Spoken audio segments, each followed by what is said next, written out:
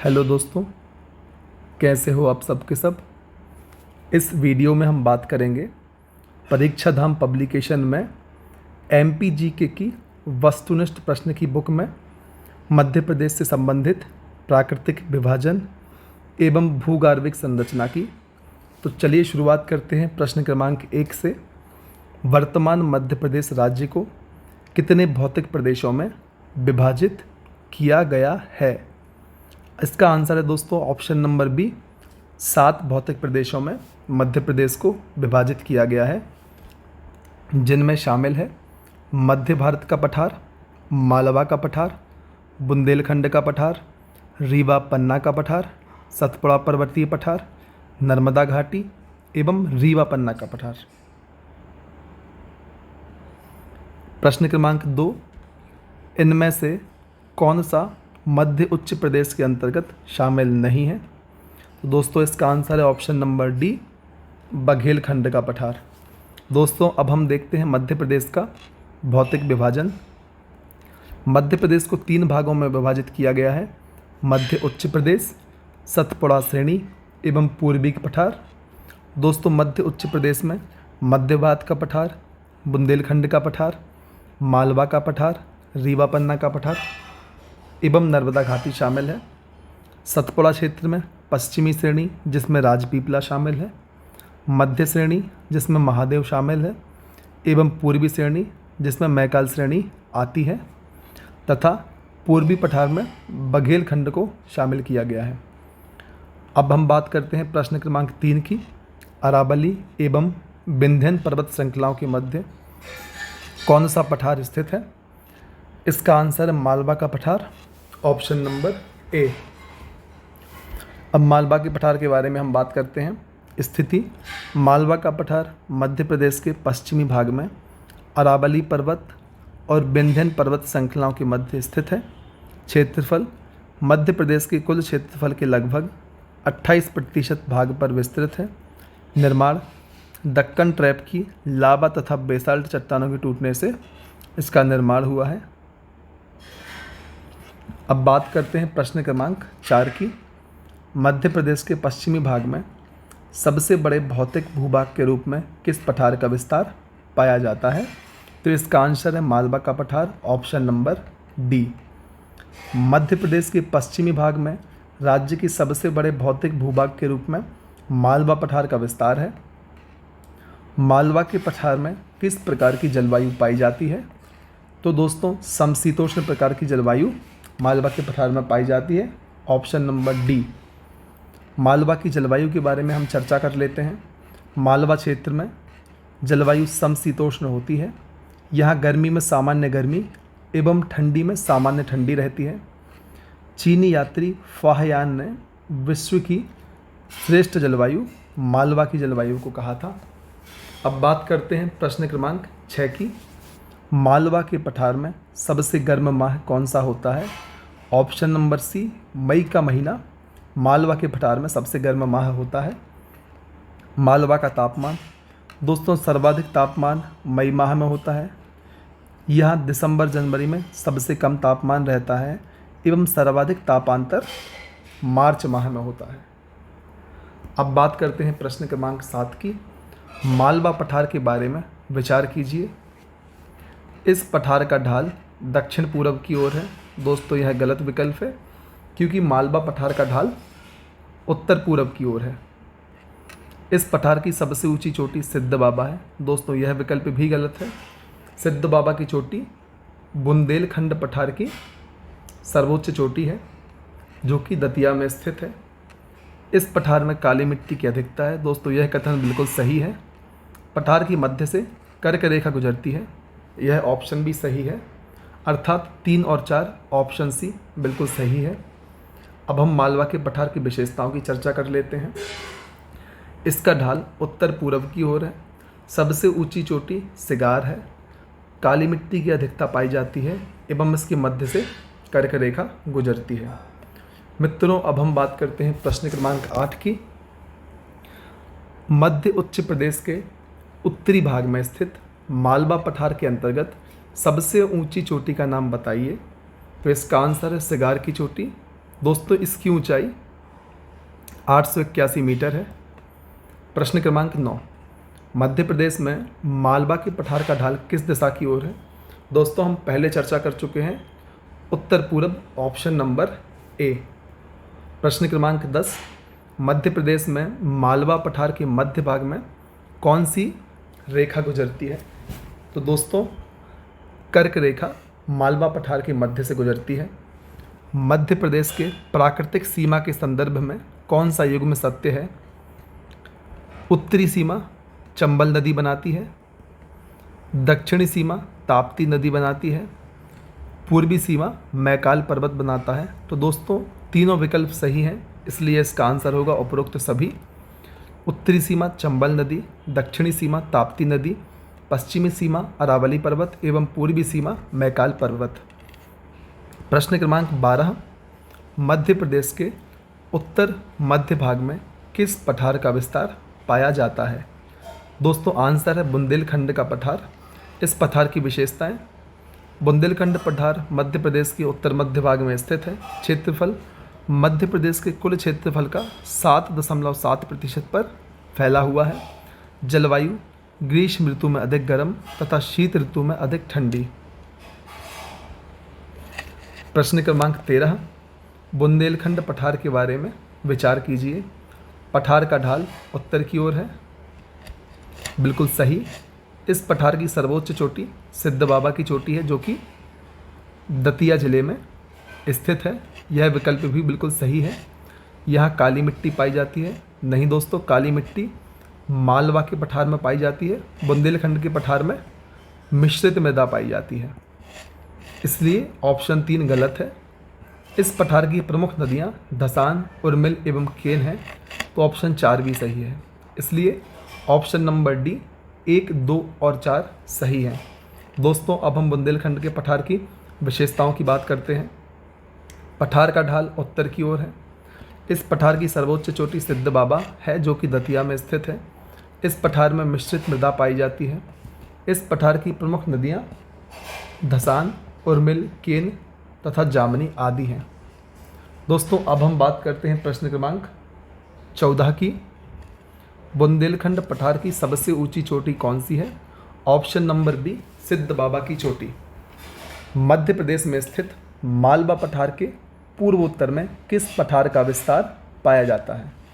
तो दोस्तों मालवा पठार के उत्तर पूर्व में मध्य भारत के पठार का विस्तार पाया जाता है। इसकी स्थिति गंगा यमुना बेसिन और मालवा पठार के पूर्वोत्तर भाग में है। इसका क्षेत्रफल मध्य प्रदेश के कुल भौगोलिक क्षेत्रफल का 10.7% है। निर्माण इसका मुख्यतः विंध्य शैल समूह के अपरदन एवं नदियों के निक्षेपों से हुआ है। अब हम बात करते हैं प्रश्न क्रमांक 16 की। मध्य भारत के पठार के संदर्भ में निम्न कथनों पर विचार करना है एवं सही कूट का चयन करना है। तो दोस्तों पठार की मुख्य नदी सोन है, जो कि गलत ऑप्शन है। कछारी और जलोढ़ मृदा की अधिकता पाई जाती है, बिल्कुल सही ऑप्शन। सरसों उत्पादन के कारण सरसों की हांडी भी कहा जाता है, यह भी सही है। इस पठार में विषम जलवायु पाई जाती है, यह कथन भी सही है। दोस्तों विषम जलवायु का अर्थ होता है गर्मी में अधिक गर्मी और ठंडी में अधिक ठंडी का होना। इस प्रकार से एक ऑप्शन को छोड़कर बाकी तीनों ऑप्शन पूर्णतः सत्य हैं, इसलिए इसका आंसर होगा ऑप्शन नंबर डी 2, 3 और 4 सही। दोस्तों अब हम बात करते हैं मध्य भारत के पठार की विशेषताओं की। पठार की मुख्य नदी चंबल है। इस पठार में कछारी और जलोढ़ मृदा की अधिकता है। इस पठार को सरसों उत्पादन के कारण सरसों की हांडी भी कहा जाता है। इस पठार में विषम ग्रीष्म ऋतु में अधिक गर्मी और शीत ऋतु में अधिक ठंडी जलवायु पाई जाती है। अब हम बात करते हैं प्रश्न क्रमांक 17 की। सरसों की हांडी किस क्षेत्र को कहा जाता है? तो इसका आंसर ऑप्शन नंबर डी मध्य भारत का पठार। प्रश्न क्रमांक 18, मध्य प्रदेश के किस भौतिक प्रदेश को विंध्यन कगार कहा जाता है? ऑप्शन नंबर बी रीवा पन्ना का पठार। इसकी विशेषताओं की यदि हम बात करें तो यह बुंदेलखंड पठार के दक्षिण पूर्व में एवं बघेलखंड पठार के पश्चिम में स्थित है और मध्य प्रदेश के कुल क्षेत्रफल के 10.36% को समाहित किए हुए है। विंध्यन शैल समूह के अपर्दन से इसका निर्माण हुआ है। इसे विंध्यन कगारी और स्कॉर्पलैंड भी कहा जाता है। इसी क्रम में हम बात करते हैं प्रश्न क्रमांक 19 की। रीवा पन्ना पठार के बारे में निम्न कथनों पर विचार करें। यह मध्य प्रदेश के कुल क्षेत्रफल के 10.36% पर फैला हुआ है। बिल्कुल सही जवाब। इस पठार में टॉन्स, बिछिया एवं केन नदियाँ प्रवाहित होती हैं। यह भी बिल्कुल सही है। इसमें चूना पत्थर, गेरू और हीरा उत्पादक क्षेत्र पाए जाते हैं। दोस्तों, इस प्रश्न में तीनों विकल्प सही हैं, अतः ऑप्शन नंबर डी उपरोक्त सभी सत्य है। हम विशेषताओं की बात कर लें तो कुल क्षेत्रफल का 10.36% भाग पर फैला है। यहाँ टोंस, बिछिया एवं केन नदियाँ प्रवाहित होती हैं। इस पठार में चूना पत्थर, गेरू और हीरा उत्पादक क्षेत्र पाए जाते हैं। प्रश्न क्रमांक 20, मध्य प्रदेश में कृषि अर्थव्यवस्था की रीढ़ की हड्डी किसे कहते हैं? तो दोस्तों, इसका आंसर होगा नर्मदा सोन घाटी। इसको हम मध्य प्रदेश की कृषि अर्थव्यवस्था में रीढ़ की हड्डी कहते हैं। यहाँ की विशेषताओं की यदि हम बात करें तो स्थिति मालवा तथा रीवा पन्ना के पठार के दक्षिण में तथा सतपुड़ा श्रेणी के उत्तर में अवस्थित है। क्षेत्रफल राज्य के कुल क्षेत्रफल का 26% है। निर्माण, इस घाटी का निर्माण पश्चिम में दक्कन ट्रैप की चट्टानों से, पूर्व में धारबाड़ तथा विंध्यन क्रम की चट्टानों से हुआ है। विशेष, नर्मदा घाटी क्षेत्र को कृषि अर्थव्यवस्था की रीढ़ की हड्डी कहा जाता है। प्रश्न क्रमांक 21, नर्मदा सोन घाटी के बारे में निम्न कथनों पर विचार करें। यह मध्य प्रदेश के कुल क्षेत्रफल के 26% भाग को समाहित किए हुए है। यह विकल्प बिल्कुल सही है। सिंध, पार्वती एवं क्षिप्रा नदियाँ यहाँ से प्रवाहित होती हैं। दोस्तों, यह विकल्प गलत है। यहाँ गेहूँ, चना, गन्ना का उत्पादन अच्छा खासा होता है। यह विकल्प सही है। इस प्रकार ऑप्शन नंबर सी 1 और 3 सही है। अब हम नर्मदा सोन घाटी की विशेषताओं की बात करते हैं।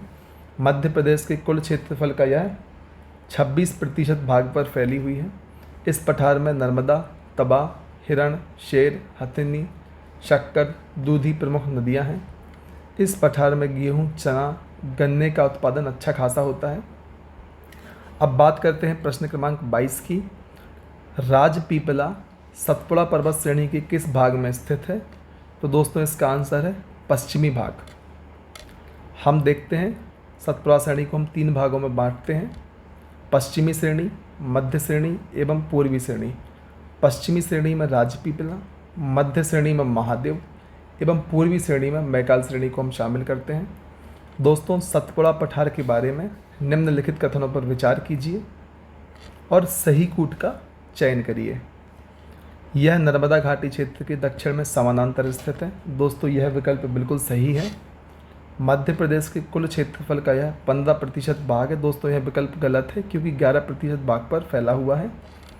इस क्षेत्र में दूधी, तवा, देनवा नदियाँ प्रवाहित होती हैं। यह विकल्प भी सही है। इस पठार में छिछली काली एवं लैटराइट मृदा पाई जाती है। यह भी सही है। इस प्रकार से ऑप्शन नंबर डी 1, 3 और 4 इस प्रश्न का सही उत्तर होगा। यह नर्मदा घाटी के दक्षिण के समानांतर है। मध्य प्रदेश के कुल क्षेत्रफल में 11% भाग पर फैला हुआ है। इस क्षेत्र में दूधी, तवा, देनवा नदियाँ प्रवाहित होती हैं। इस पठार में छिछली काली और लैटराइट मिट्टी की अधिकता है। इस पठार की सबसे ऊंची चोटी धूपगढ़ है। प्रश्न क्रमांक 24, क्षेत्रफल की दृष्टि से मध्य प्रदेश का सबसे छोटा पठार कौन सा है? दोस्तों, ऑप्शन नंबर बी बघेलखंड का पठार क्षेत्रफल की दृष्टि से मध्य प्रदेश का सबसे छोटा पठार है, जो कि मात्र 7% मध्य प्रदेश के कुल क्षेत्रफल को समाहित करता है। इस पठार की विशेषताएं: यह मध्य प्रदेश के पूर्वी भाग में है। क्षेत्रफल मध्य प्रदेश का लगभग 7%। संबंधित प्रमुख जिलों में सिंगरौली, सीधी, रीवा एवं शहडोल आते हैं। विशेष तथ्यों की यदि हम बात करें तो मध्य प्रदेश का सबसे छोटा प्राकृतिक पठार है। इसी क्रम में हम बात करते हैं प्रश्न क्रमांक 25 की। बघेलखंड का पठार मध्य प्रदेश के किस भाग में स्थित है? ऑप्शन नंबर सी पूर्वी भाग। बघेलखंड पठार के बारे में विचार कीजिए और सही कूट का चयन कीजिए। मध्य प्रदेश के कुल क्षेत्रफल का यह 9% भाग पर फैला हुआ है। यह गलत है क्योंकि यह मात्र 7% भाग पर फैला हुआ है। इस पठार में सोन, जोहिला, बनास, गोपद नदियाँ प्रवाहित होती हैं। दोस्तों यह विकल्प बिल्कुल सही है। इस पठार में चावल की अधिक खेती होती है, यह भी सही है। इसलिए ऑप्शन नंबर बी 2 एवं 3 इस प्रश्न का सही आंसर होगा। व्याख्या पक्ष की यदि हम बात करें तो यह कुल क्षेत्रफल का 7% भाग कवर करता है। इस पठार में सोन, जोहिला, बनास, गोपद नदियाँ प्रवाहित होती हैं। इस पठार में चावल की खेती अधिक होती है। प्रश्न क्रमांक 27, मध्य प्रदेश में प्रमुख रूप से किस प्रकार की चट्टानों का विस्तार पाया जाता है? आर्कियन, धारवाड़, गोंडवाना। दोस्तों तीनों प्रकार की चट्टानें मध्य प्रदेश में पाई जाती हैं, इसलिए ऑप्शन नंबर डी उपरोक्त सभी इस प्रश्न का सही आंसर है। अब हम बात करते हैं भूगर्भिक संरचना की दृष्टि से मध्य प्रदेश में कुल कितने प्रकार की चट्टानें पाई जाती हैं। तो दोस्तों आर्कियन चट्टानें, धारवाड़ चट्टानें, कुड़प्पा चट्टानें, विंध्यन चट्टानें, गोंडवाना चट्टानें, दक्कन ट्रैप चट्टानें एवं टर्शरी क्रम की चट्टानें मध्य प्रदेश में पाई जाती हैं। प्रश्न क्रमांक 28, बुंदेलखंड नीस किन चट्टानों में पाई जाती है? तो दोस्तों इसका answer option number A Archaean चट्टानों में बुंदेलखंड नीस पाई जाती है। यदि हम व्याख्या पक्ष की बात करें तो यह अत्यधिक प्राचीनतम चट्टान है। इन चट्टानों का निर्माण प्री कैम्ब्रियन काल में हुआ था। आग्नेय चट्टानों के रूपांतरण के कारण इसमें नीस वशिष्ठ का निर्माण हुआ है। बुंदेलखंड नीस सबसे पुरानी नीस है। यह बुंदेलखंड के पठार विशेषतः टीकमगढ़, निमाड़ी, पूर्वी दतिया, पूर्वी शिवपुरी में पाई जाती है। खनिज और जीवाश्म का आर्कियन चट्टानों में प्रमुखतः अभाव पाया जाता है। अब बात करते हैं प्रश्न क्रमांक 29 की। मध्य प्रदेश में धारवाड़ क्रम की चट्टानों के रूप में चिल्पी क्रम से किस खनिज की प्राप्ति होती है? तो option number C manganese. Archaean चट्टानों के अपरदन व निक्षेपण के फलस्वरूप धारवाड़ चट्टानों का निर्माण हुआ है। मध्य प्रदेश में यह चट्टानें सकोली श्रेणी जबलपुर, चिल्पी श्रेणी बालाघाट, सौंसर श्रेणी छिंदवाड़ा में पाई जाती हैं। इनमें मुख्य खनिज मैग्नीज पाया जाता है। अब बात करते हैं प्रश्न क्रमांक 30 की। धारवाड़ चट्टानों के बारे में निम्न कथनों पर हमें विचार करना है और सही कूट का चयन करना है। इनका नामकरण कर्नाटक के गांव धारवाड़ के नाम पर हुआ, बिल्कुल सही जवाब। आर्कियन चट्टानों के अपरदन से इनका निर्माण हुआ है, यह भी बिल्कुल सही है। इन चट्टानों को समृद्ध चट्टानें नहीं कहा जाता। दोस्तों यह विकल्प गलत है।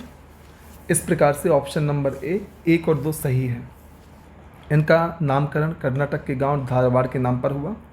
आर्कियन चट्टानों के अपरदन से इनका निर्माण हुआ है। इनको खनिज समृद्ध चट्टानें कहा जाता है। अब बात करते हैं मध्य प्रदेश के पन्ना जिले में हीरे की प्राप्ति किस प्रकार की चट्टानों से होती है? तो ऑप्शन नंबर सी कडप्पा चट्टानें। कडप्पा क्रम की चट्टानों का निर्माण धारवाड़ क्रम की चट्टानों के अपरदन एवं निक्षेपण से हुआ है।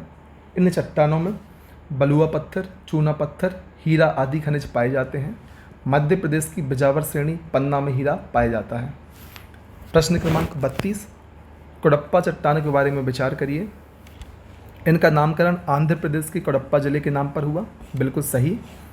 कडप्पा चट्टानों का निर्माण धारवाड़ क्रम के चट्टानों के अपरदन से हुआ है, बिल्कुल सही जवाब। इन चट्टानों में हीरा पाया जाता है, बिल्कुल सही है। इस प्रकार ऑप्शन नंबर डी 1, 2, 3 तीनों सही है। इसका विकल्प आंसर होगा। नामकरण आंध्र प्रदेश के कडप्पा जिले के आधार पर, निर्माण धारवाड़ क्रम की चट्टानों के अपरदन से एवं हीरा इन चट्टानों में पाया जाता है। अब हम बात करते हैं प्रश्न क्रमांक 33 की। मध्य प्रदेश विंध्यन क्रम की चट्टानों का सर्वाधिक विस्तार नर्मदा सोन घाटी के किस भाग में पाया जाता है? तो ऑप्शन नंबर बी उत्तरी भाग। कडप्पा चट्टानों के बाद इन चट्टानों का निर्माण हुआ है। यह परतदार चट्टानें हैं। मध्य प्रदेश में विंध्य चट्टानों का विस्तार कैमूर, भांडेर, सोन श्रेणी में पाया जाता है। मध्य प्रदेश में विंध्यन क्रम की चट्टानों का सर्वाधिक विस्तार नर्मदा सोन घाटी के उत्तरी भाग में पाया जाता है। प्रश्न क्रमांक 34, मध्य प्रदेश में विंध्यन क्रम की चट्टानों के लाल बलुआ पत्थर से किस ऐतिहासिक इमारत का निर्माण हुआ है? ऑप्शन नंबर डी सांची का स्तूप। इन चट्टानों में बलुआ पत्थर, चीनी मिट्टी, चूना पत्थर व संगमरमर के भंडार पाए जाते हैं। सांची का स्तूप बलुआ पत्थर से निर्मित ऐतिहासिक इमारत है। प्रश्न क्रमांक 35, निम्नलिखित दो कथन दिए गए हैं। एक को अभिकथन ए, दूसरे को कारण आर कहा गया है। दिए गए कूट से सही उत्तर का चयन कीजिए।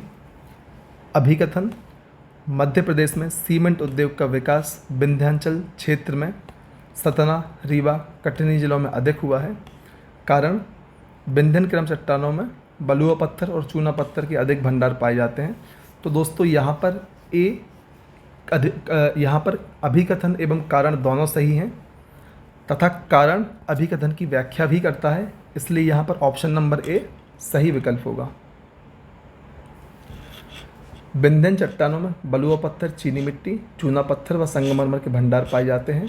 मध्य प्रदेश में सीमेंट उद्योग का विकास विंध्याचल क्षेत्र में सतना, रीवा, कटनी जिलों में अधिक हुआ है। अब बात करते हैं प्रश्न क्रमांक 36 की। मध्य प्रदेश में कोयला किन चट्टानों में पाया जाता है?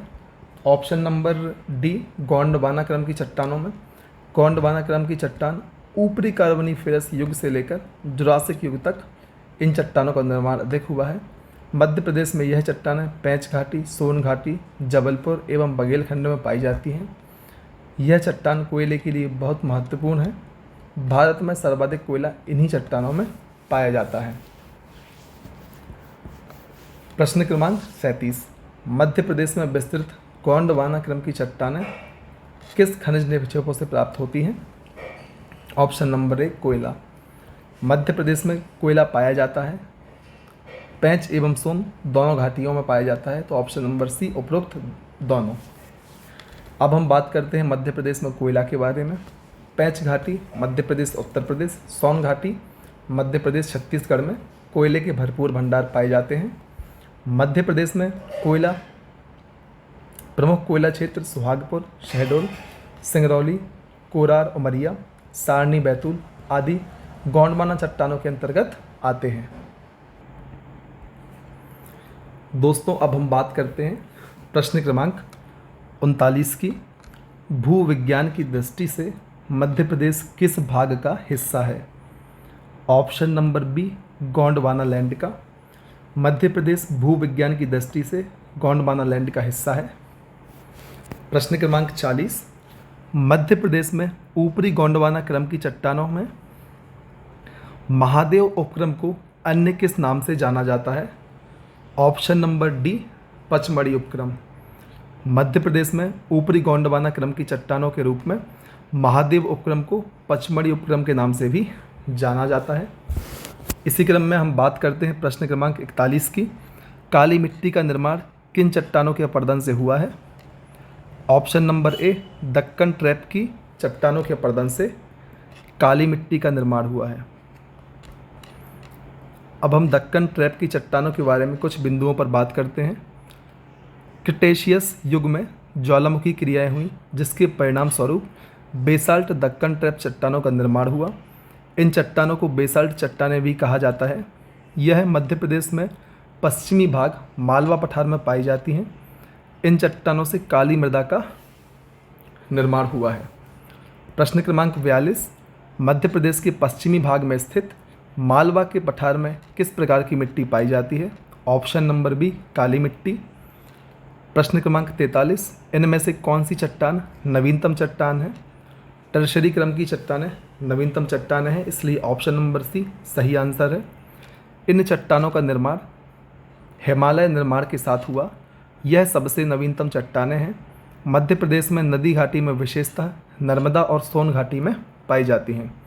प्रश्न क्रमांक 44, मध्य प्रदेश में मालवा पठार में उद्गमित होकर उत्तर पूर्व की ओर प्रवाहित होने वाली अधिकांश नदियाँ किस नदी में मिल जाती हैं? तो इसका आंसर है ऑप्शन नंबर सी, यमुना नदी।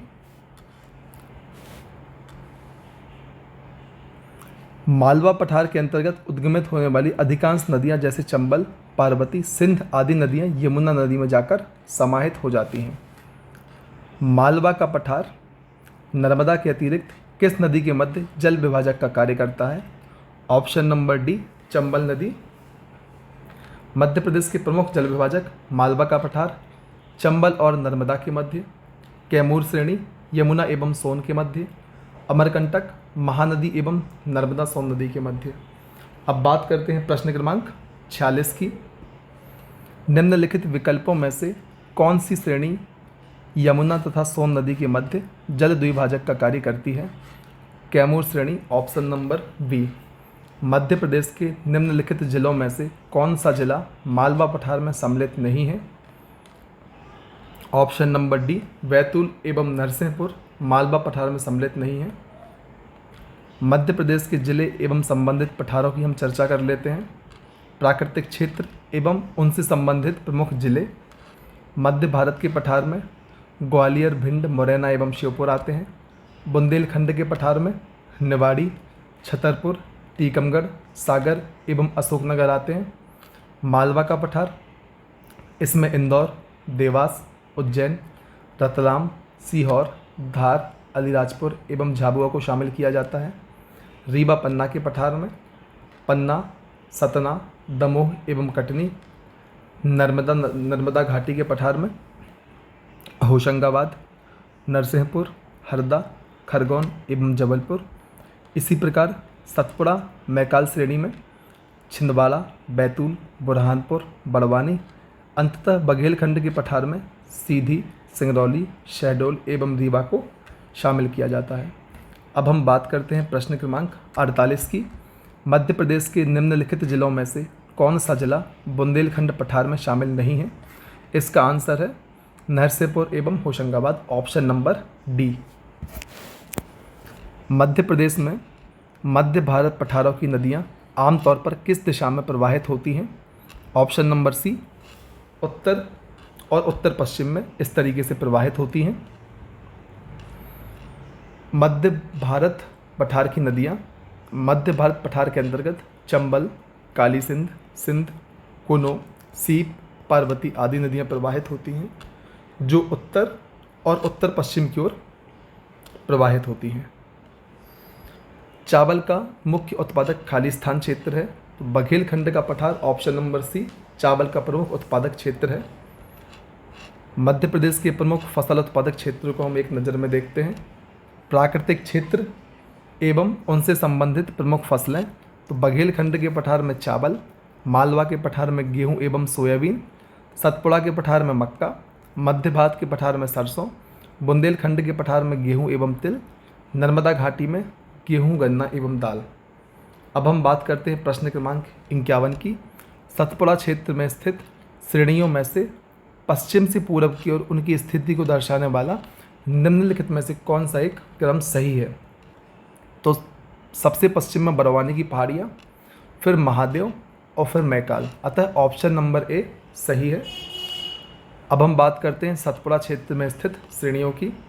मध्य प्रदेश में पश्चिम से पूर्व बड़वानी हिल्स, महादेव हिल्स एवं मैकाल श्रेणी विस्तृत है। यह बड़वानी हिल्स सतपुड़ा के राजपीपला भाग में है। महादेव हिल सतपुड़ा भाग के दक्षिण मध्य में और मैकाल श्रेणी सतपुड़ा भाग के पूर्व में स्थित है। प्रश्न क्रमांक 52, बुंदेलखंड पठार निम्न में से कौन सा स्थान पर मौजूद है? शिवपुरी। बुंदेलखंड पठार में निम्न में से कौन सा स्थान मौजूद है? तो आंसर है शिवपुरी। दिए गए विकल्पों में से शिवपुरी जिले का कुछ भाग बुंदेलखंड पठार के अंतर्गत आता है। अब हम बात करते हैं प्रश्न क्रमांक 53 की। मध्य प्रदेश नर्मदा सोन घाटी किन पर्वत श्रेणियों के मध्य स्थित है? विंध्याचल एवं सतपुड़ा पर्वत श्रेणी, ऑप्शन नंबर सी। नर्मदा सोन घाटी एक रिफ्ट घाटी है जो विंध्याचल और सतपुड़ा पर्वत श्रृंखला के मध्य स्थित है। ताप्ती घाटी, यह सतपुड़ा एवं अजंता श्रृंखला के मध्य स्थित है। अब हम बात करते हैं प्रश्न क्रमांक 54 की। मध्य प्रदेश में विंध्याचल पर्वत श्रृंखला के अंतर्गत सबसे ऊंची चोटी कौन सी है? तो ऑप्शन नंबर बी, गुडविल चोटी या सद्भावना शिखर। विंध्याचल पर्वत श्रेणी के 3 भाग हैं। विंध्याचल, यह पश्चिमी भाग है, इसके अंतर्गत मांडू, असरफी पहाड़ी, बांचू पॉइंट, काकड़ीवर्डी, सलकनपुर एवं भीम बैठिका आते हैं। भांडेर, यह विंध्याचल का मध्य भाग है। इस श्रेणी के अंतर्गत सद्भावना चोटी, जिसे हम गुडविल भी कहते हैं, जिसकी ऊंचाई 752 मीटर है, दमोह में स्थित है। तीसरे भाग में कैमूर, यह विंध्याचल का पूर्वी भाग है। इसके अंतर्गत त्रिकुटा पर्वत, मेहर, गिद्धराज पर्वत, सतना आते हैं। यह केन नदी का उद्गम स्थल है। वह कैमूर श्रेणी यमुना व सोन के मध्य जल विभाजक का कार्य भी करती है। प्रश्न क्रमांक 55, मध्य प्रदेश के किस पठार के अंतर्गत जवेरा का गुंबद स्थित है? तो आंसर है रीवा पन्ना के पठार के अंतर्गत जवेरा का गुंबद आता है। जवेरा रानी दुर्गावती वन्यजीव अभयारण्य के अंतर्गत एक पर्यटक स्थल है। बात करते हैं प्रश्न क्रमांक 56 की। उमरिया जिले में बांधवगढ़ पहाड़ियों के खालिस्तान पर्वतमाला में स्थित है। इसका आंसर विंध्यन। बांधवगढ़ राष्ट्रीय उद्यान के बारे में हम चर्चा करते हैं। मध्य प्रदेश की उमरिया जिले में स्थित बांधवगढ़ राष्ट्रीय उद्यान विंध्याचल पर्वतमाला पर स्थित है। इस राष्ट्रीय उद्यान से चरणगंगा नदी प्रवाहित होती है।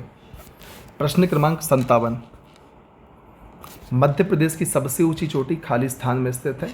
ऑप्शन नंबर ए, सतपुड़ा श्रेणी में मध्य प्रदेश की सबसे ऊंची चोटी स्थित है। मध्य प्रदेश की प्रमुख चोटियों की यदि हम बात करें तो मध्य प्रदेश की सबसे ऊंची चोटी धूपगढ़ की चोटी, इसकी ऊंचाई है 1350 मीटर। यह सतपुड़ा की सबसे ऊंची चोटी है। मैकाल की सबसे ऊंची चोटी है अमरकंटक। राजपीपला श्रेणी की सबसे ऊंची चोटी है चूलगिरी, 1215 मीटर इसकी ऊंचाई है। बुंदेलखंड पठार की सबसे ऊंची चोटी है सिद्ध बाबा की चोटी। मालवा पठार की सबसे ऊंची चोटी है सिगार की चोटी, 881 मीटर इसकी ऊंचाई है। विंध्याचल पर्वत श्रेणी की सबसे ऊंची चोटी है सद्भावना शिखर या गुडविल, इसकी ऊंचाई है 752 मीटर। दोस्तों, आपको इन चोटियों की ऊंचाई भी याद रखनी है, एग्जाम में प्रश्न पूछ लिया जाता है। अब हम बात करते हैं प्रश्न क्रमांक 58 की। मध्य प्रदेश की सबसे ऊंची चोटी कौन सी है? ऑप्शन नंबर डी, धूपगढ़, जिसकी ऊंचाई लगभग 1350 मीटर है। प्रश्न क्रमांक 59, मध्य प्रदेश का प्रसिद्ध हिल स्टेशन पचमढ़ी कहाँ स्थित है? तो महादेव की पहाड़ी में पचमढ़ी आता है। पचमढ़ी की हम बात करें तो होशंगाबाद जिले में सतपुड़ा श्रेणी के अंतर्गत महादेव पहाड़ी में स्थित प्रमुख हिल स्टेशन है। पचमढ़ी की खोज ब्रिटिश अधिकारी कैप्टन जे फोरसेथ ने की थी। पचमढ़ी को सतपुड़ा की रानी व मध्य प्रदेश की ग्रीष्मकालीन राजधानी कहा जाता है। दोस्तों, अब हम बात करते हैं प्रश्न क्रमांक 60 की। मध्य प्रदेश मुख्य रूप से है ए, घाटी, बी, पहाड़, सी, मैदान, डी, पठार। तो ऑप्शन नंबर डी, पठार, इस प्रश्न का सही आंसर होगा। मध्य प्रदेश मुख्य रूप से एक पठार है जो दक्षिण पठार का भाग है। प्रश्न क्रमांक 61, मध्य प्रदेश के उत्तर में उपजाऊ घाटी और रोलिंग पहाड़ियों को खालिस्तान कहा जाता है। बुंदेलखंड।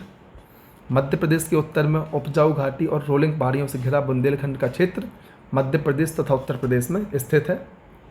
अब हम बात करते हैं प्रश्न क्रमांक 62 की।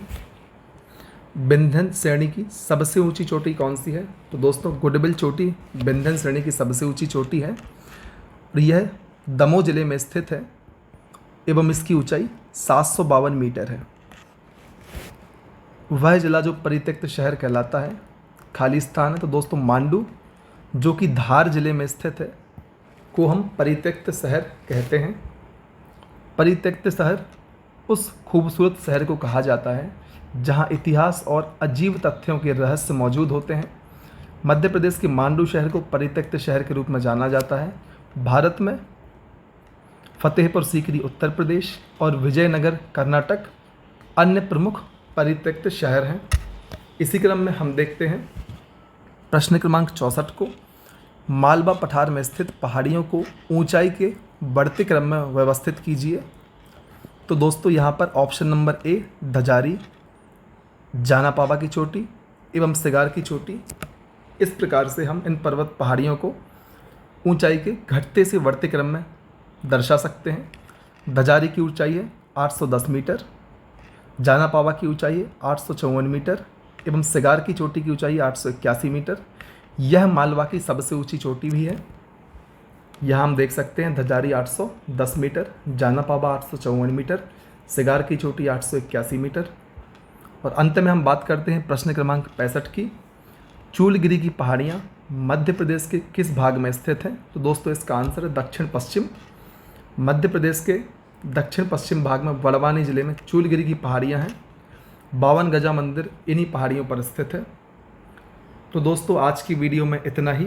यदि आपको हमारा यह वीडियो पसंद आता है तो कृपया कर वीडियो को लाइक करें, इस वीडियो को अधिक से अधिक लोगों तक शेयर करें, चैनल को सब्सक्राइब करें और कमेंट के माध्यम से हमें अपने सुझाव या फीडबैक देते रहें। धन्यवाद।